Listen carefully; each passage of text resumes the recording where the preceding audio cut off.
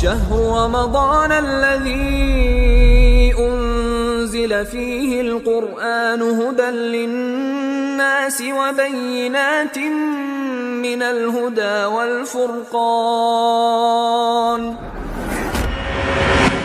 رمضان مبارك.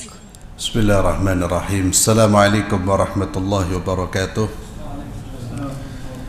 إن الحمد لله نحمده ونستعينه ونستغفره ونعوذ بالله من شرور أنفسنا ومن سيئات أعمالنا. من يهده الله فلا مضل له ومن يضلل فلا هادي له. وأشهد أن لا إله إلا الله وحده لا شريك له وأشهد أن محمدا عبده ورسوله لا نبي بعده. قال الله تبارك وتعالى في كتابه الكريم: أعوذ بالله من الشيطان الرجيم. يا أيها الذين آمنوا اتقوا الله حق تقاته ولا تموتن إلا وأنتم مسلمون. يا أيها الناس اتقوا ربكم الذي خلقكم من نفس واحدة وخلق منها زوجها وبث منهما رجالا كثيرا ونساء واتقوا الله الذي تساءلون به والأرحام إن الله كان عليكم رقيبا. يا أيها الذين آمنوا اتقوا الله وقولوا قولا سديدا يصلح لكم أعمالكم ويغفر لكم ذنوبكم ومن يطع الله ورسوله فقد فاز فوزا عظيما. أما بعد. Para hadirin yang saya muliakan, alhamdulillah di sore hari ini kita bisa melanjutkan rangkaian ibadah yang hari ini mulai pagi ini kita kerjakan, dimulai dari sholat subuh berjamaah, kemudian melakukan aktivitas-aktivitas sampai sholat zuhur, sholat asar, dan sekarang kita duduk bersama untuk kajian. Dan mudah-mudahan semua aktivitas ini menjadi aktivitas yang diridhai oleh Allah Subhanahu wa taala dan termasuk aktivitas yang bernilai ibadah yang bisa menjadikan Ramadan kita bermakna dan tentunya bisa mengangkat derajat kita sampai pada derajat orang-orang yang bertakwa kepada Allah Subhanahu wa taala. Karena bulan Ramadan kita mengetahui sebagai bulan yang mana kita dianjurkan untuk banyak melakukan aktivitas kebaikan, amal saleh. Di antaranya yang bisa kita lakukan adalah mendengarkan kajian atau mendengarkan ilmu atau mencari ilmu. Ramadan merupakan bulan yang sudah akrab kita dengar keutamaannya. Selalu disampaikan tentang keutamaan-keutamaan dari bulan Ramadan, yang intinya adalah bulan ini adalah bulan penuh rahmat, bulan penuh maghfirah, bulan penuh barakah. Dan siapa yang bisa memanfaatkan bulan Ramadan dengan sebaik-baiknya, maka dia akan keluar dari bulan Ramadan sebagai orang-orang yang terampuni dosa-dosanya, dan dia akan diberi gelar sebagai orang-orang yang bertakwa. Namun sebaliknya, orang yang tidak mampu melakukan kebaikan, tidak mampu memanfaatkan bulan Ramadan ini dengan sebaik-baiknya, maka dia akan menjadi orang-orang yang rugi selama-lamanya, kecuali Allah beri hidayah dia.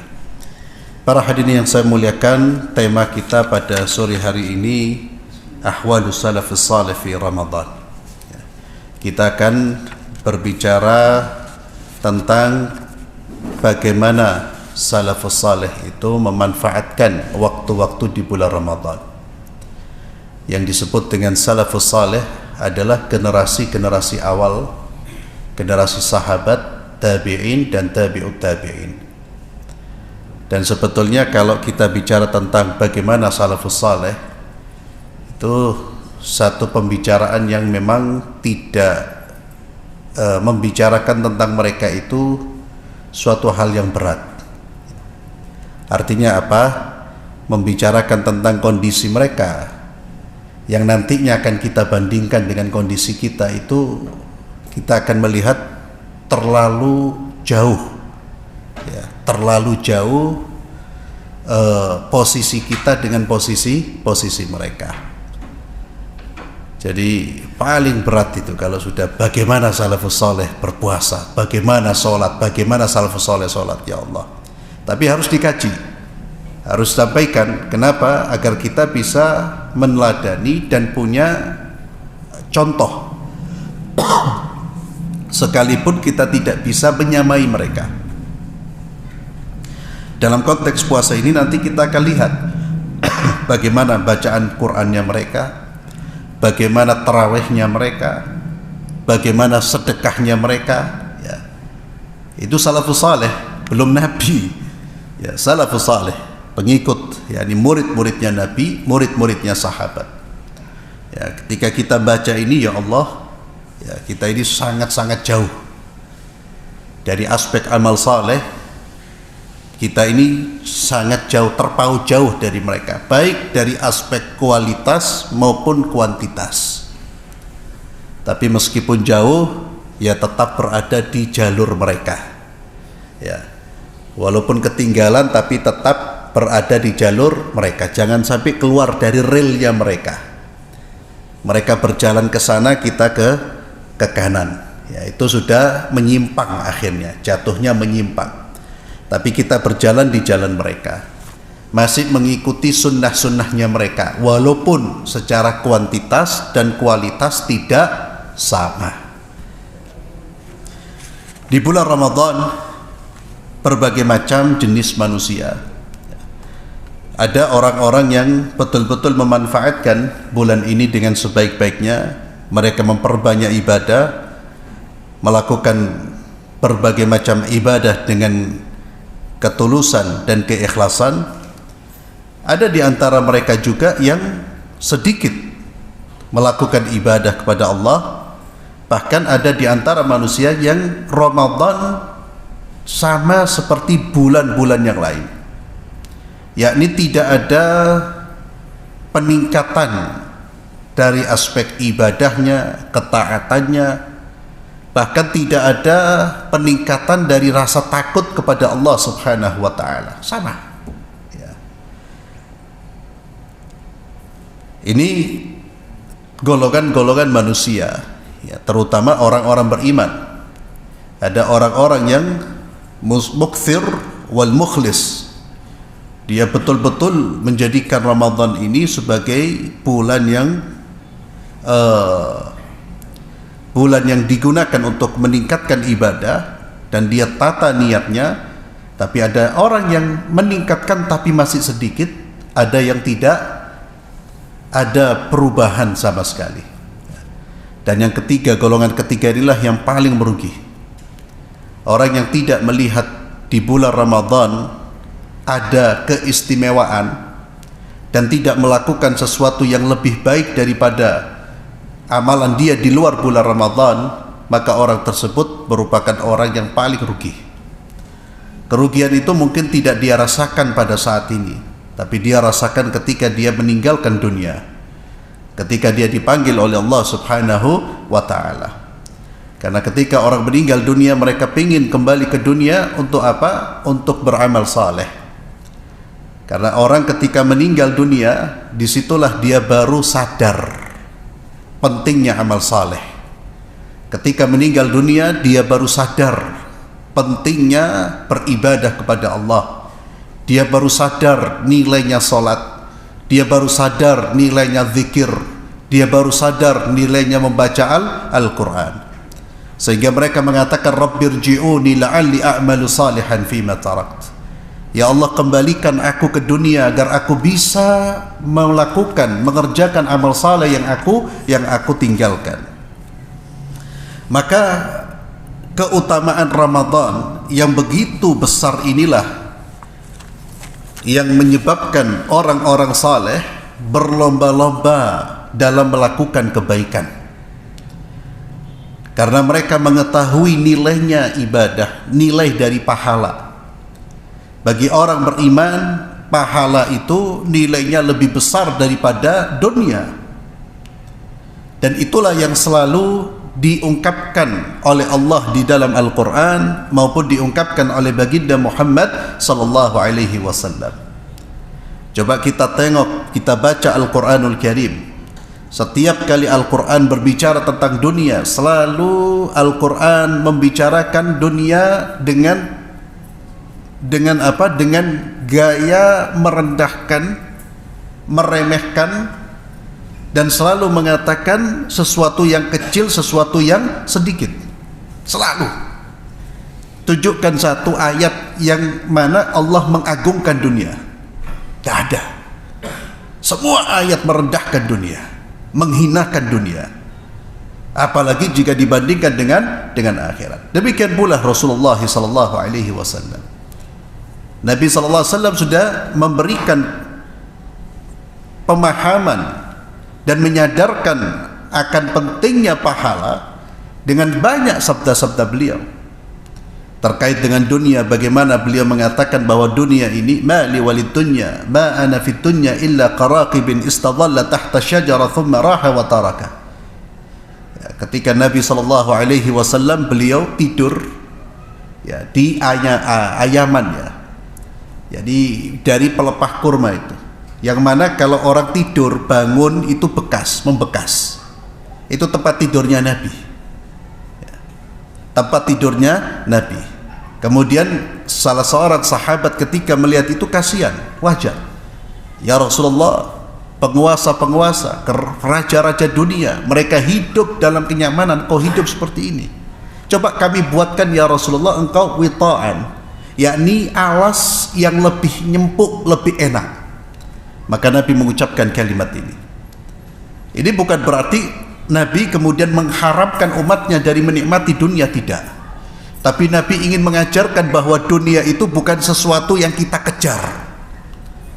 Apa yang Anda miliki dari dunia, nikmati, syukuri. Tapi yang Anda kejar adalah kebahagiaan di mana? Di akhirat. Apa kata Nabi? Mali malid dunia. Jadi kalau kita ikhwani fillah, kita ada merasa kurang dari dunia kita, baca kondisi Rasulullah dan keluarganya. Tidak ada apa-apanya dengan kita. Kita ini tidak ada apa-apanya, masih jauh lebih nikmat daripada kehidupan Rasulullah, kehidupan para sahabat Rasulullah sallallahu alaihi wasallam.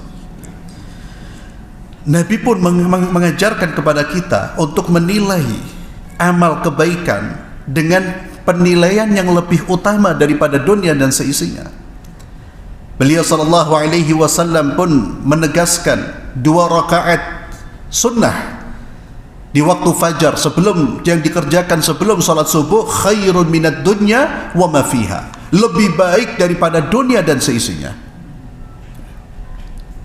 2 rakaat itu salat sunnahnya lebih baik daripada dunia dan seisinya. Bagaimana dengan salat subuhnya? Salat sunnahnya. Namun bagi orang-orang yang tertutup hatinya, lemah iman, ketika mendengar hadis ini ya dia tidak bergeming. Apa kebaikannya 2 rakaat daripada dunia dan seisinya? Dia justru bergeming kalau diiming-iming dengan dunia. 2 rakaat sebelum subuh yang dikerjakan di Masjid Syafi'i mendapatkan hadiah motor. Berangkat semua ya. Hadiah motor, tapi lebih baik daripada dunia dan seisinya. Ini lebih mahal daripada motor. Tidak bergeming. Kenapa? Karena tertutup ikhwani fillah mata batin kita. Kita ini tidak melihat kecuali dunia. Akhirat itu masih kabur dalam pandangan kita. Bahkan kita belum bisa menilai kenikmatan syurga, kenikmatan akhirat. Tidak bisa kita menilai, belum bisa menilai. Sehingga kalau diiming-imingi dengan akhirat, semangatnya itu lemah. Tapi ketika diiling-imingi dengan dunia, yang mana dunia itu sangat rakhis, dunia dan seisinya itu dibandingkan dengan akhirat sangat murah, apalagi hanya bagian dari kenikmatan dunia, bukan dunia semuanya. Terkadang-kadang masjid itu lebih penuh, lebih banyak orangnya, baik ke pengajiannya atau sholatnya, kalau ada iming-imingnya biasanya lebih banyak. Ada pembagian roti, jamaahnya lebih banyak, khubus sana. Tapi pahala Allah ridho, berlimpah pahala, hati khalas. Ini salah satu yang membedakan kita dengan salafus saleh. Salafus saleh melihat dunia itu segini, kecil. Tapi melihat akhirat itu luar biasa. Kebalikan dari kita. Kita melihat dunianya besar, akhiratnya kecil. Bahkan hampir kadang-kadang nggak terlihat itu. Sehingga apapun nanti ukurannya dunia. Pokoknya ada dunia kita kejar. Ada dunia kita semangat. Dak ono dunianya, ma'asalamah. Dak ada dunianya, khalas. Ini salah satu pembeda kita dengan salafus saleh. Maka mereka dengan penglihatan sudah cara pandang seperti itu, mereka pun menjadi orang-orang yang betul-betul mengejar akhirat dengan sepenuh potensi yang mereka miliki. Baik itu tenaga, fikiran, dana, semuanya mereka betul-betul serahkan, mereka optimalkan untuk meraih kenikmatan di akhirat kelak.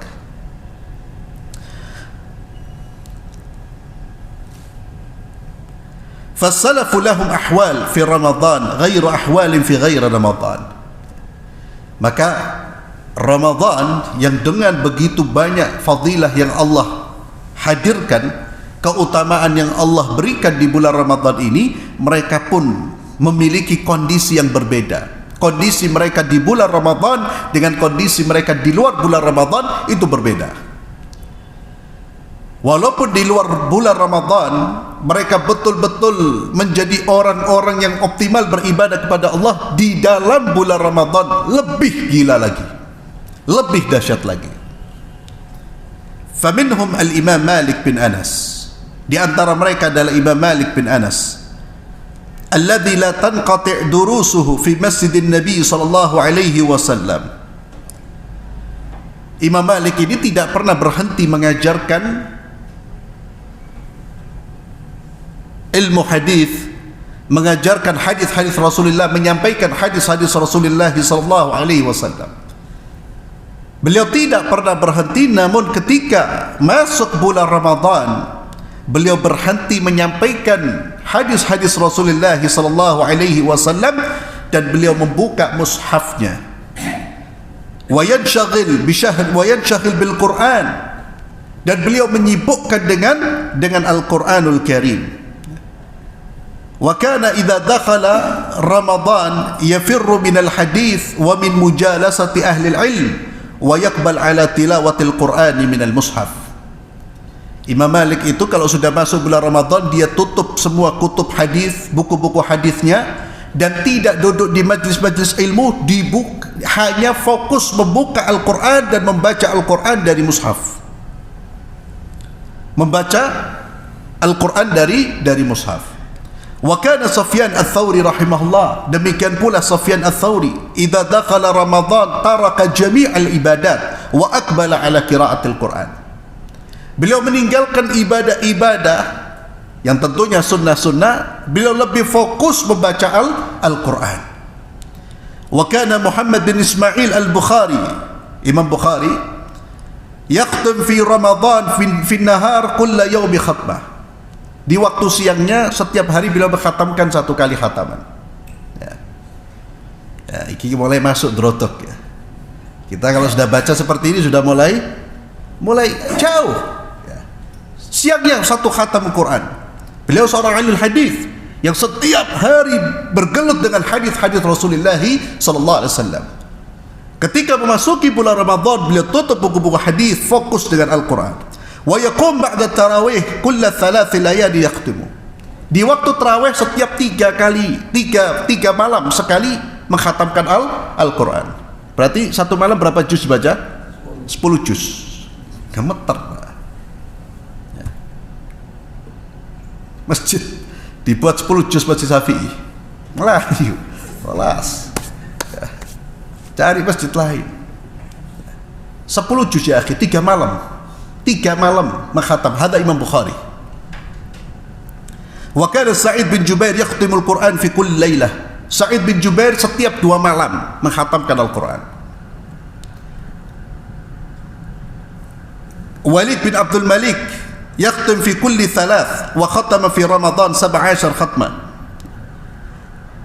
beliau mengkhatamkan Quran, biasa mengkhatamkan Quran itu 3 hari sekali, dan di bulan Ramadan mengkhatamkan Quran 17 kali. 17 kali berarti lebih dari, kalau 15 kali 2 hari sekali. Wa kana Abu Uwana syahidtu Qatada yadrusul Quran fi Ramadan. Demikian pula Abu Uwana mengatakan, saya menyaksikan Qatada, Imam Qatada, beliau hanya mengajarkan Al-Quran di bulan Ramadan. Wa kana Qatada yakhtumul Quran fi 7 atau kulla 7 layali yaqra'ul Quran marrah. Dan beliau mengkhatamkan Quran 7 hari sekali. Dan kalau masuk bulan Ramadan, beliau mengkhatamkan Al-Quran 3 hari sekali.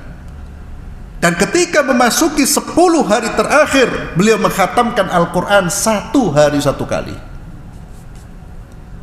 Dan ini ikhwani fillah yang disebutkan di dalam makalah ini bukan hanya beberapa orang, tapi pola ibadah mereka di Ramadan seperti itu. Artinya apa?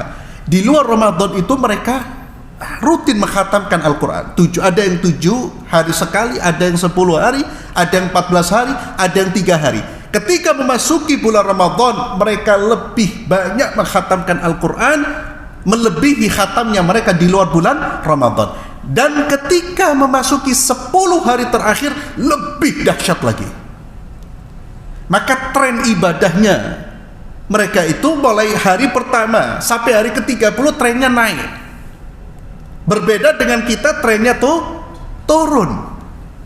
Hari pertama Masya Allah, kedua, ketiga sudah mulai jomplang sampai hari terakhir. Dan ini salah satu bukti mereka memahami tentang nilai waktu di bulan Ramadan. Dan bulan Ramadan ini nilainya itu lebih tinggi, lebih besar justru di akhir. Itu yang kemudian kita lihat Nabi kita Muhammad sallallahu alaihi wasallam di 10 malam terakhir, syadda mi'zarahu wa ayqadha ahlahu. Beliau ikat kain sarungnya dan beliau bangunkan keluarganya, fokus ibadah kepada Allah Subhanahu wa taala. Wa qala Rabi' bin Sulaiman, Rabi' bin Sulaiman murid dari Imam Syafi'i, beliau menjadi saksi. Kana Asy-Syafi'i yakhtimul Quran fi syahri Ramadan 60 khatmah. Imam Syafi'i di bulan Ramadan itu mengkhatamkan 60 kali. Satu hari berapa kali? 2 kali. Ya. Berarti dah syukur sudah. Ya, kita yang kerja dah bisa. Yakni fi kulli lailah yakhtimu marratain wa fi kulli syahri 30, yakni fi ghairi Ramadan khatmah. Namun di luar bulan Ramadan, wa fi kulli syahrin 30 fi ghairi Ramadan khatmah. Ya. Setiap hari khatam Al-Quran, setiap kali khatam Al-Quran. Fa aina nahnu min haula ya ibadallah?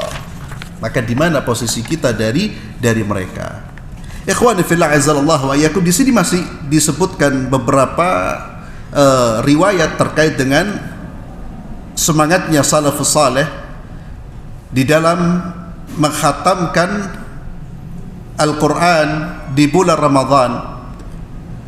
Dan ini menjadi pelajaran buat kita, perbanyak membaca Al-Quran daripada ibadah yang lain. Seringkali muncul pertanyaan, biasanya di 10 hari malam terakhir, Ustaz, kalau saya sudah sholat tarawih ba'dal isya, kemudian mau tarawih lagi di tengah malam, boleh apa enggak? Para ulama mengatakan boleh, tidak ada masalah. Cuma menghatamkan Al-Quran, membaca Al-Quran, memperbanyak bacaan Al-Quran itu menjadi fokus perhatian para salafus saleh dibandingkan dengan yang lain. Artinya apa? Kenapa tidak dimanfaatkan di salah satu dari 2 waktu yang kita gunakan untuk sholat itu, tidak dimanfaatkan untuk memperbanyak membaca Al-Quran? Sholat bagus, luar biasa. Tapi kalau kita merujuk kepada perilaku salafus saleh, mereka justru lebih fokus mengkhatamkan Al-Quran, membaca Al-Quran. Itu yang lebih difokuskan daripada yang lain. Bahkan kalau kita baca riwayat-riwayat ini, wallah alam, saya belum pernah nemukan salafus saleh salat habis isya kemudian salat lagi. Yang ada adalah khatmul Quran, khatam Quran. Ini bukan berarti tidak boleh, sepakat boleh, tidak ada masalah. Antum salat lagi tidak apa-apa. Tapi kalau kita kemudian salat, memperbanyak salat, tapi Qurannya jarang dibaca, eman. Apalagi salat di malam harinya sambil ngantuk-ngantukan, eman. Karena berdiri sudah capek, akhirnya tidak merasa khusyuk. Ada sebagian orang sholat di malam hari itu, ya Allah. Tapi kita ini ya, apa ada logo wong iki rek? Ya. Sudah fly sudah. Subhanallah. Kita lihat bagaimana berlomba-lombanya mereka membaca Al-Quran, mengkhatamkan Al-Quran. Dan itu bisa kita manfaatkan. Kalau 10 hari kita manfaatkan untuk memperbanyak baca Al-Quran, khataman kita lebih banyak. Dan memang seperti itu, nah ikhwan fillah, kita dituntut dalam menjalani kehidupan ini, bahwa tahun ini harus lebih baik daripada tahun kemarin. Itu harus menjadi prinsip hidup itu. Kalau dalam kata-kata bijak, bagi seorang muslim, hari ini harus lebih baik daripada hari kemarin. Demikian pula tahun ini, Ramadan tahun ini harus lebih baik daripada Ramadan tahun kemarin, termasuk soal qiraatul Quran, membaca Al-Quran, menghatamkan Al-Quranul Karim.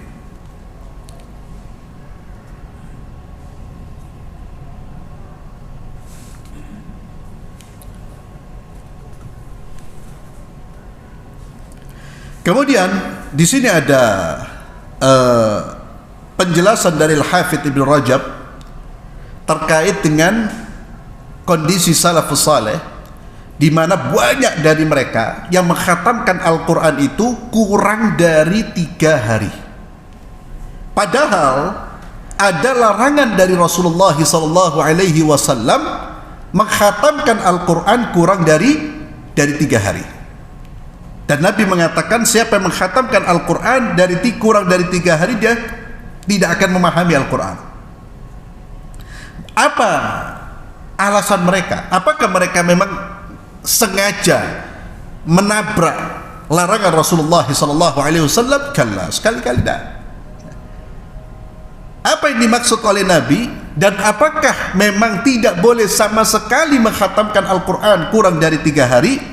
Al-Hafidz Ibnu Rajab menyatakan, wa innama warada an-nahyu an qira'atil Qur'an fi aqall min 3 'ala al-mudawama 'ala dhalik an ya'isha umruhu kullahu yaqra'ul Qur'an fi aqall min 3 fa amma fil awqatil mufaddala ka syahri Ramadan khususan al-layali allati yatlubu al-'abdu fiha lailatul qadr aw fil amakin al-mufaddala ka Makkah liman dakhala min ghairi ahliha fayustahabbul ikthar fiha min tilawatil Quran.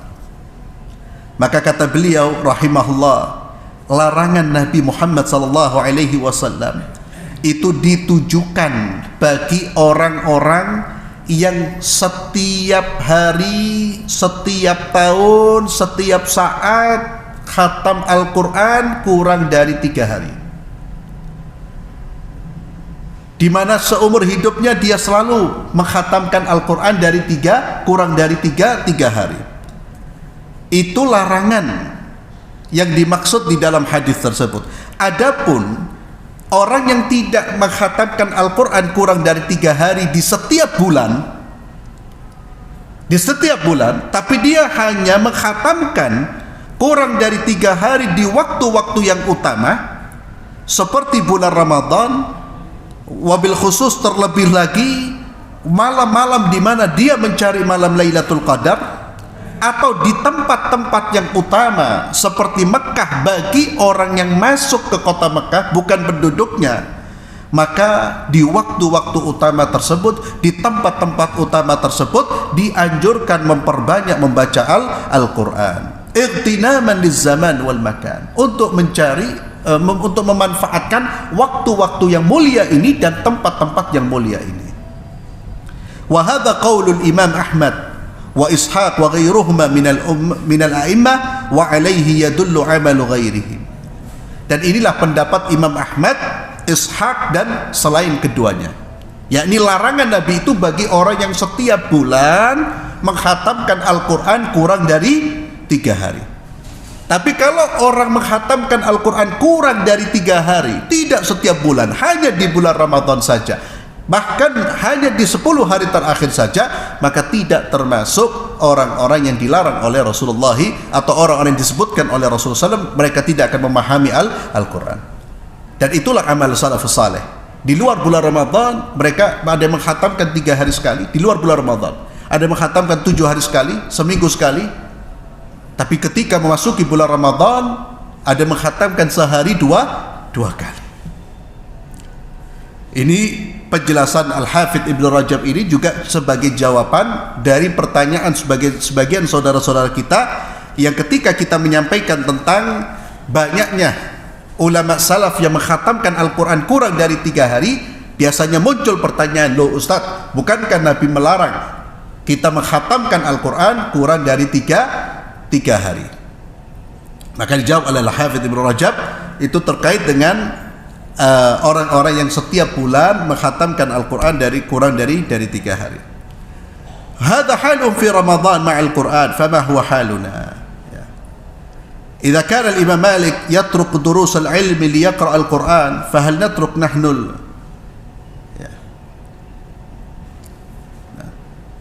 تويتر فيسبوك شبكات العنكبوتية والفضائية.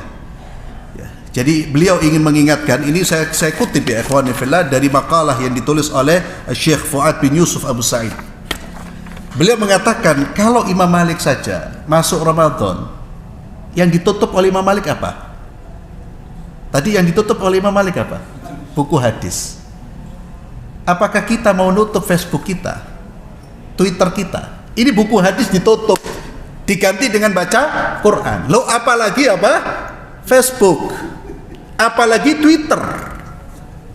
Apakah kita mau nutup itu?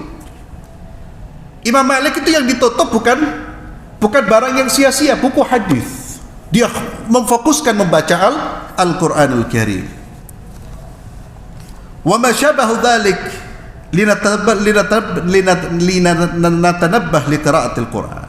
Maka ini satu pertanyaan yang ya sebagai teguran buat kita. Kalau salafus saleh itu Imam Bukhari, Imam Malik menutup pelajaran buku-buku hadis demi Al-Quran, maka kita seharusnya lebih banyak menutup hal yang sia-sia demi Al-Quranul Karim. Amma fi Ramadan tazdadul aflam wal musalsalat wa ma yusamma bil fawazir wasm ma syi'at. Aina nahnu minhum? Hadha halu salaf fama huwa haluna. Yani beliau mengkritik ya. Adapun di dalam Ramadan bertambahnya film-film ya, apalagi dikemas film Islami, film Ramadan dan seterusnya, itu semua justru hal-hal yang bisa merusak Ramadan kita, mencuri waktu-waktu kita, dan itu adalah hal yang harusnya kita tinggalkan. Kemudian amma haluhum radhiyallahu anhum fi nafaqah wal jud wal karam fi Ramadan. Ya, tadi keadaan atau kondisi salaf terkait dengan bacaan Al-Quran di Ramadan. Sekarang bagaimana kondisi mereka dalam hal nafkah, dalam hal kedermawanan? Fahaddits wala haraj. Maka sampaikan, mereka semua di dalam kedermawanannya, nafkahnya, infaknya mengikuti Sayyidina Muhammad sallallahu alaihi wasallam. Termasuk bacaan Al-Quran. Termasuk bacaan Al-Quran, Nabi SAW kalau sholat malam itu membaca Al-Quran di waktu sholatnya. Di satu rakaat bisa membaca 3 surat. Satu rakaat sebagaimana yang dituturkan oleh Hudzaifah bin Yaman. Ini yang saya katakan tadi, kita ini kalau bicara Nabi salafus saleh itu agak beratnya di situ, Pak. Karena jarak antara kita dengan mereka terlalu jauh. Ya. Tapi itu yang saya katakan, tidak ada masalah kita sampaikan agar kita ini lebih bersemangat. Oh, berarti saya ini kalau ibaratnya di sekolah masih TK. Jadi jangan membanggakan diri, apalagi kita seperti salafus saleh. Kita ini masih TK, seperti orang baru masuk sekolah. Kalau dibandingkan dengan Rasulullah dan salafus saleh. Tapi jangan keluar dari madrasah mereka. Jangan melakukan hal-hal yang tidak mereka lakukan. Kerjakan apa yang mereka lakukan walaupun tidak seperti mereka. Baca Quran, baca walaupun tidak seperti Imam Bukhari, tidak seperti Imam Syafi'i, tidak seperti ulama salaf sehari 2 kali, bahkan bukan 24 jam, siangnya tok sudah khatam Quran. Walaupun tidak seperti itu, kita tetap qiraatul Quran, memacu semangat kita. Ya dak sama, ya mendekatilah. Setiap tahun mendekati. Itu jauh lebih baik daripada kita tidak beranjak dari kelas kita. Kita tidak beranjak dalam hal kebaikan dari kelas yang biasa menuju kelas yang luar biasa. Di dalam soal nafkah, ikhwani fillah, Abdullah bin Abbas radhiyallahu tabaraka wa ta'ala anhu mengatakan, kana Rasulullah SAW ajwadun nas bil khair. Nabi itu orang yang paling dermawan dalam hal kebaikan. Ajwadun nas. Dan bukti kedermawanan beliau sallallahu alaihi wasallam, beliau tidak pernah mengatakan tidak. Tidak pernah mengatakan tidak. La. Dan itu susah ya akhi.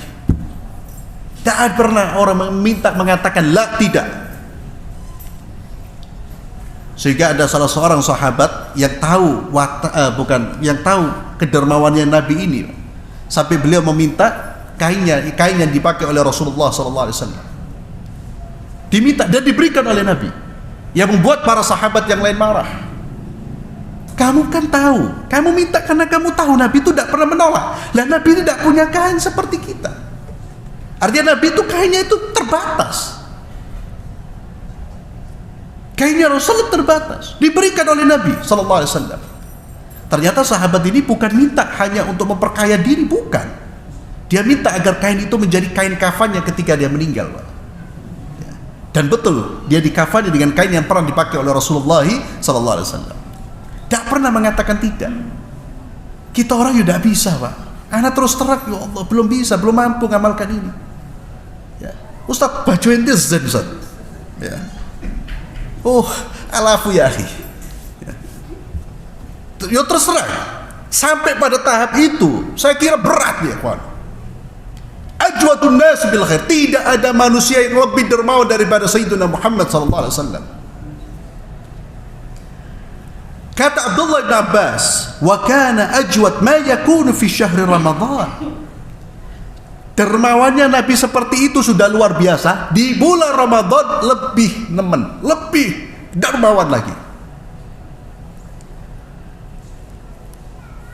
Wa kana ajwad ma yakunu fi syahri Ramadan. Inna Jibril alaihi salam kana yalqahu fi kulli sana fi Ramadan hatta yansadikh. Yani Jibril طول الشهر يلقى النبي صلى الله عليه وسلم كل ليلة. Dan malaikat Jibril itu setiap malam bertemu dengan Rasulullah sallallahu alaihi wasallam di bulan Ramadan. Apa? Yudarisul Quran. Dan inilah ikhwani fillah salah satu dalil kenapa Quran itu perlu kita perhatikan. Karena secara khusus di bulan Ramadan Nabi mudarasah dengan siapa? Malaikat Jibril. Ya.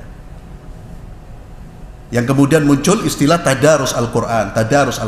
Tapi tadarus Al-Quran itu baca dengan serius, dengan khusyuk. Ya.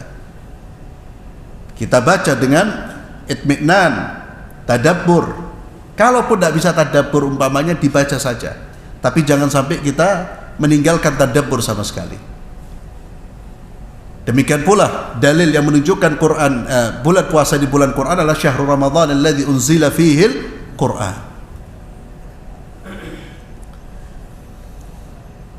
Maka Nabi SAW ketika berjumpa dengan Jibril, beliau lebih dermawan lagi.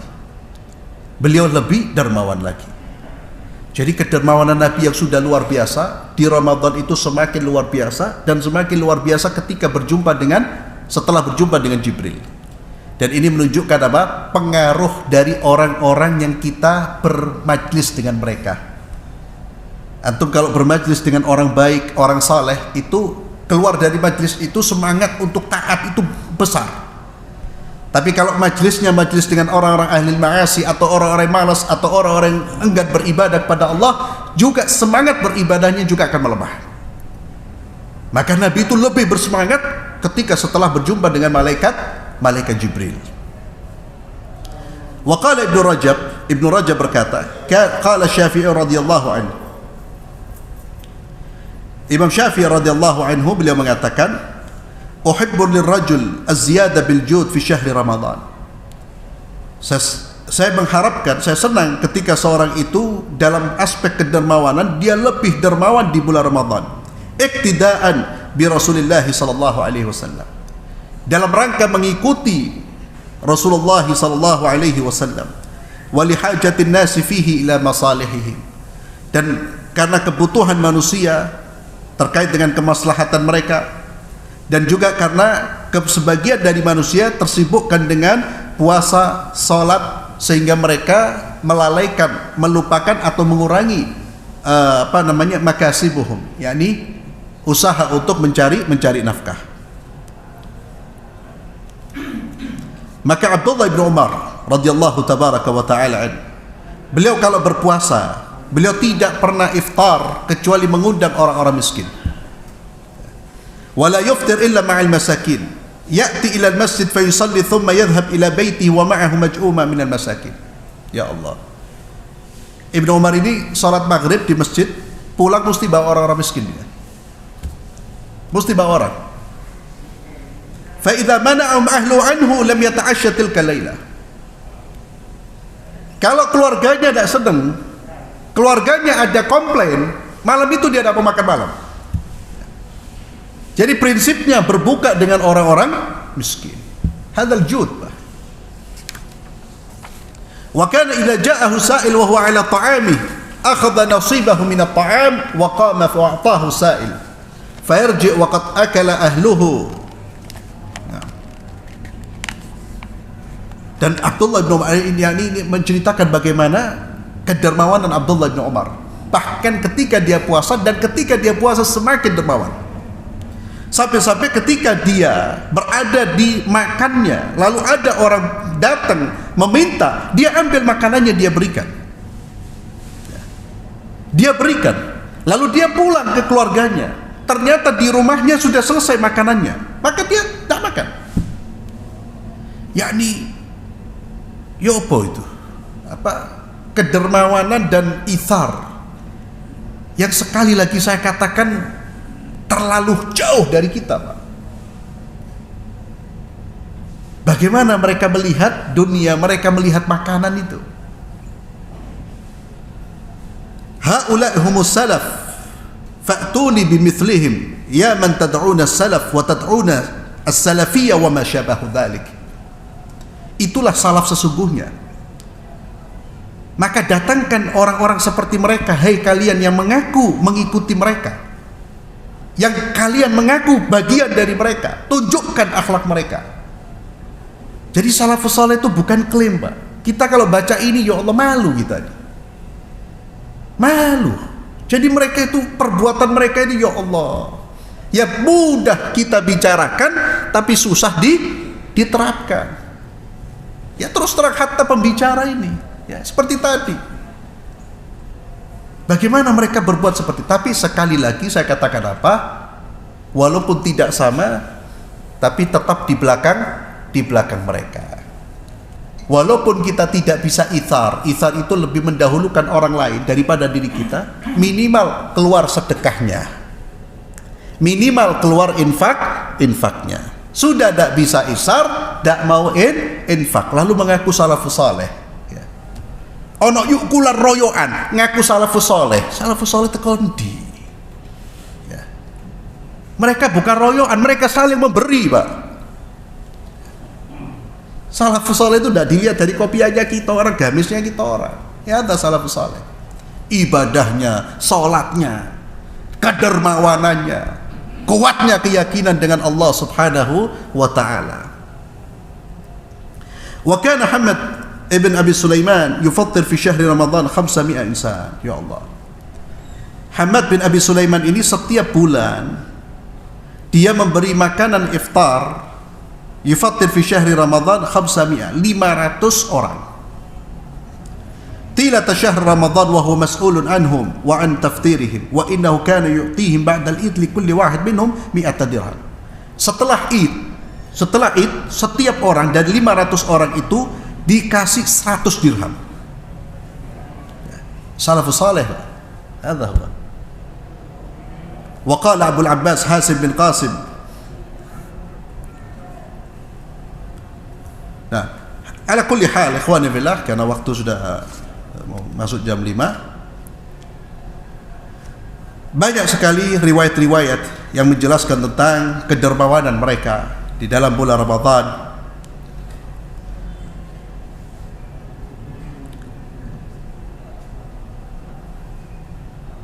Nah, kedermawanan mereka, ibadahnya mereka, kemudian bacaan-bacaan Quran mereka ketika berada di bulan Ramadan. Yang ini ikhwani fillah memberikan pelajaran kepada kita bahwa ini merupakan bulan ibadah. Ini merupakan bulan jihad. Bulan kita berjuang untuk memaksimalkan potensi diri kita untuk meraih ridhonya Allah. Maka maksimalkan puasa kita. Sehingga Umar bin Khattab pun ketika memasuki bulan Ramadan, beliau mengingatkan kepada masyarakat, beliau mengatakan laisa siyam minat ta'ami wasyarabi wahda walakinnahu minal kadhibi wal batil wal lagwi wal halaf. Kata beliau, puasa itu ingat bukan hanya puasa dari makan dan minum, akan tetapi puasa yang sesungguhnya adalah puasa dari perkataan dusta, dari perbuatan yang batil, dari perbuatan yang sia-sia, bahkan dari sumpah-sumpah yang diucapkan. Puasa dari sumpah, wallah puasa juga. Ini kata Umar bin Khattab radhiyallahu tabaraka wa ta'ala. Kemudian Imam Mujahid juga mengingatkan, khuslatani man hafizahuma salima lahu saumu. Ada dua sifat buruk yang kalau orang selamat maka selamat pula puasanya. Al-ghibat wal kadhib, menggunjing dan berdusta. Menggunjing dan berdusta.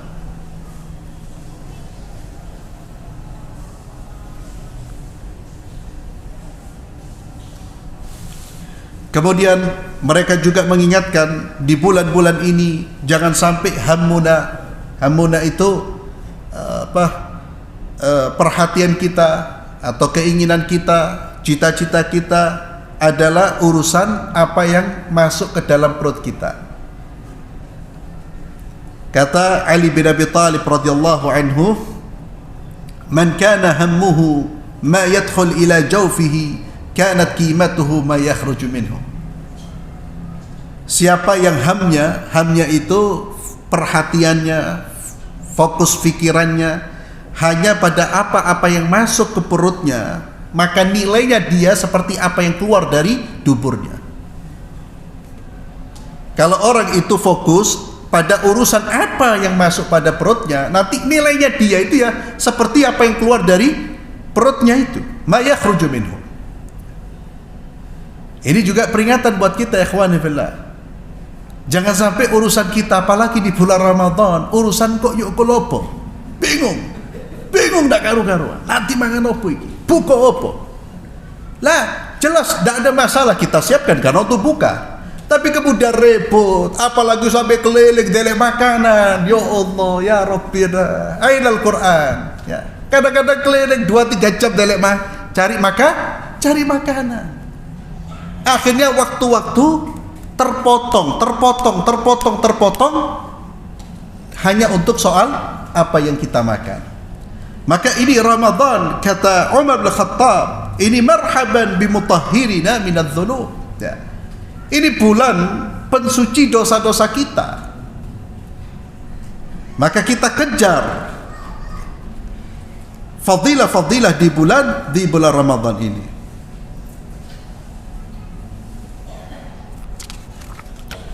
Kemudian ikhwani fillah azzalallahu wa iyyakum, di sini juga diingatkan oleh penulis terkait dengan menjaga makanan yang kita konsumsi ketika berbuka jangan sampai berlebihan, ya.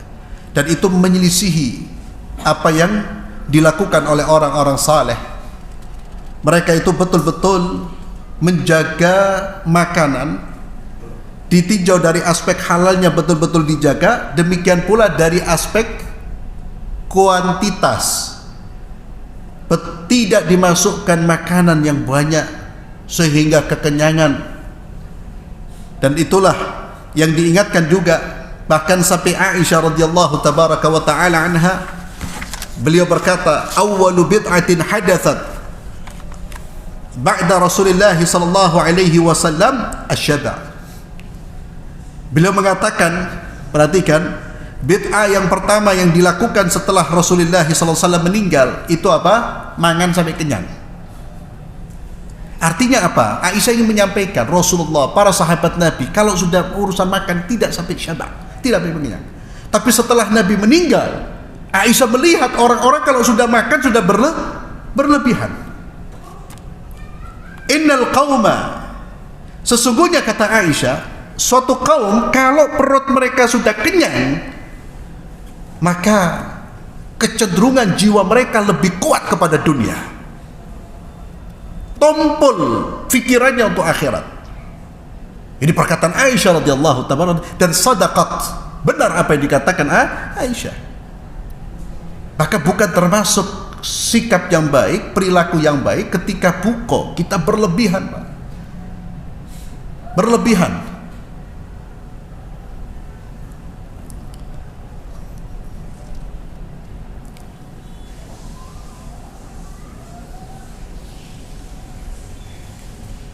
Kata Imam Syafi'i rahimahullah, ma syabi'tu mundu 16 sana, ya. Saya tidak pernah kenyang sejak 16 tahun, ya. Artinya beliau makan, tapi makan sampai tidak sampai kenyang. Kenapa? Li'anna syaba' yuthqilul badan. Karena kenyang itu memberatkan badan dari apa? Dari ibadah. Wa yuzilul fitnah, dan menghilangkan kecerdasan. Wa yujlubun naum, dan menghadirkan rasa kantuk. Wa yudhif sahibahu anil ibadah, dan melemahkan pemiliknya, orang yang makan itu dari ibadah. Maka ikhwani fillah, sekalipun makanan kita halal, tapi jangan sampai berlebihan.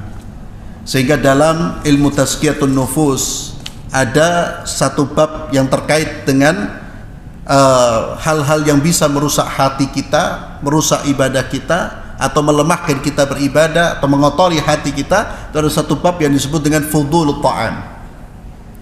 Fudul ta'am. Fudul itu sesuatu yang berlebihan.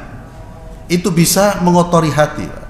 Kata perkataan Aisyah, orang kalau banyak kenyang, itu biasanya sudah kecenderungannya kepada duniawi.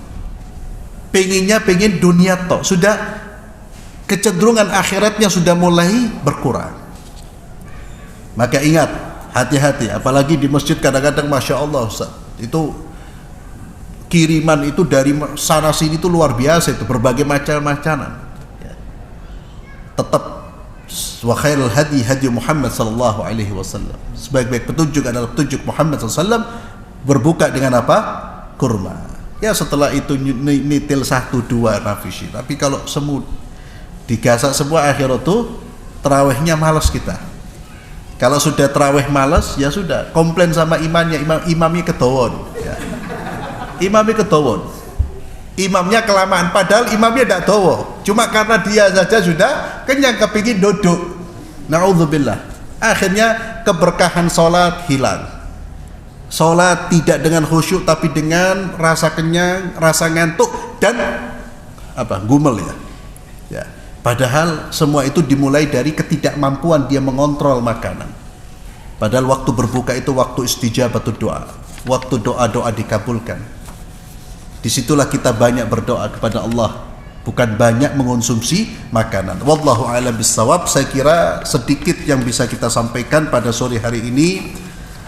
terkait dengan kondisi salafus saleh di Ramadan, terutama tadi terkait dengan bacaan Al-Quran mereka, kemudian sedekah dan infak. Sebetulnya masih banyak hal, namun saya kira kita cukupkan. Intinya apa, pesannya apa? Mari optimalkan apa yang kita miliki, baik itu pikiran, tenaga, dana, untuk mendekatkan diri kita kepada Allah. Kita keluarkan semuanya untuk mendekatkan diri kita kepada Allah Subhanahu wa taala. Ya. Dan terakhir ikhwan fillah, terkait dengan dana ini, dengan infak ini, jangan sampai ikhwan dana yang keluar, ya, harta yang keluar di bulan Ramadan untuk dunia itu jangan sampai lebih besar daripada harta yang kita keluarkan untuk akhirat. Silahkan kita beli baju baru, sepatu, sandal yang ada fulus, silahkan. Tapi jangan sampai uangnya untuk hal-hal yang seperti itu lebih banyak dikeluarkan untuk hal-hal yang seperti itu. Hampir tidak ono sedekah buat iftar, sedekah buat memberi makan orang berbuka, atau mungkin sedekahnya sedikit tapi urusan duniawinya, aksesoris duniawinya luar biasa, bisa habis belasan juta, puluhan juta, tapi sedekahnya qalil. Emannya apa?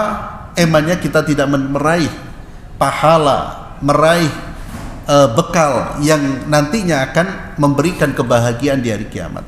Karena yang kita bawa nanti bukan pakaian kita, bukan sepatu baru kita, bukan rumah kita.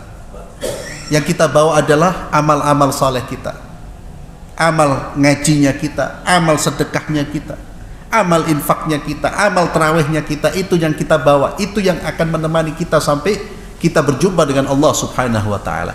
Dunia kita lepas semuanya, lepas, dan melepaskan dunia itu dalam hitungan detik.